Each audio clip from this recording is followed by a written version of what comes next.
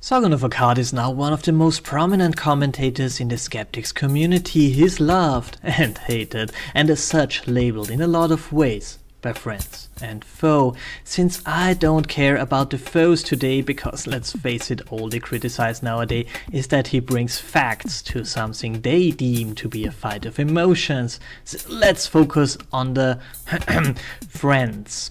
In a video of Gavin McInnes, he described Call as factual feminist, which seems to mean someone who shoots facts to feminists.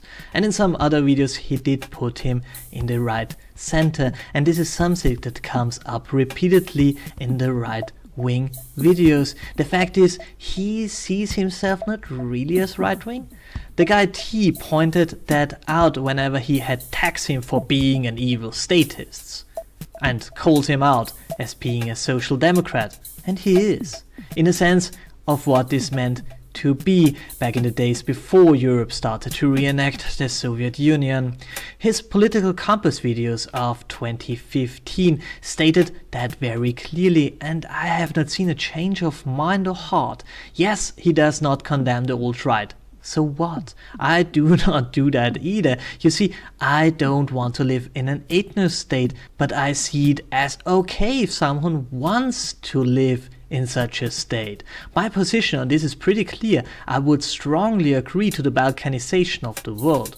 I don't think that 100 nations are enough. I would like to see millions of nations with different sets of rules. Communist states next to socialist states, next to anarcho-capitalist states, and next to anarcho-communist states. I would really see how that works out. However, or a state that has Jedi as the only accepted religion. Nations with open borders, nations with closed borders, nations without borders, ethno-states, identitary states, whatever. And this is the position of the center, goddammit. Yeah, I know. How often did we hear from Stefan Molyneux and others that the center is a useless, whiny bunch of dreamers? But we are the real opportunists here. We are not led by ideology or an idea or a vision. We do the stuff that can be done and look to the edges just for possibilities. Try it, check it for function, and dismiss it if it just won't work. So is Sargon left? Is he right? Why is it even important? No, it's not. Especially not if you are against identitary politics.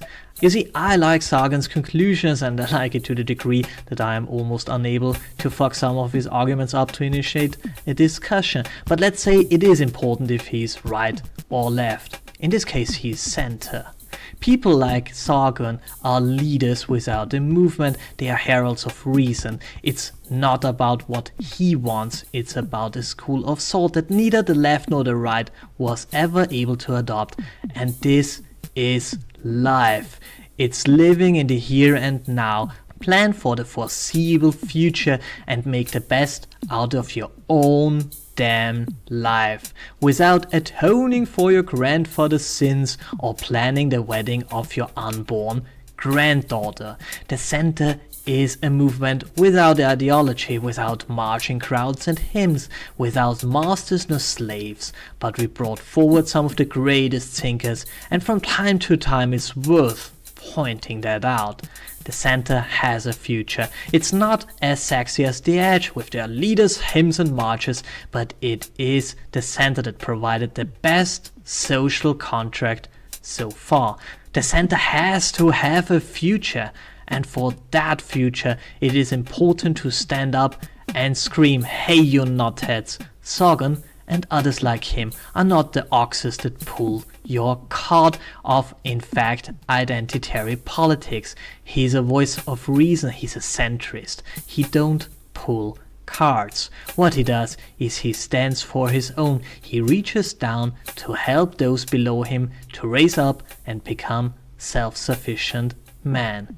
Because this is what the center does. This defines the center.